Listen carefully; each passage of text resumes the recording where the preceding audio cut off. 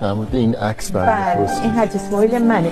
ببینید چقدر قشنگ میخنده. بعد از خوشم سلام مامان، یلدات مبارک بشه انشاءالله عزیز دلم، قربون خنده های قشنگت برم.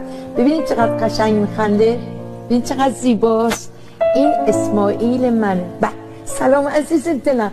این چفه‌ای که میبینید دور گردنشه چون که شیمیایی شده بود و همیشه دور گردنش هر جاش که مو داشت از شیمیایی گندیده شده بود.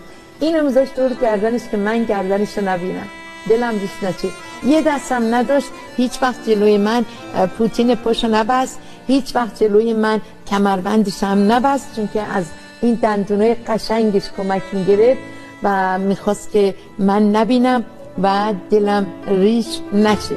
دستت که مامان، من همین امشب گفتم اسماعیل کزو نوشتم برای هم دوستانت، برای هم رزمانت، گفتم عزیزم یاد یلدای 65 بخیر که چه آرام آمدی و چه بیخبر رفتی. واقعا بیخبر رفت و اشک منو ندیدی، حواست به من نبود، رفتی. خدا به همراه.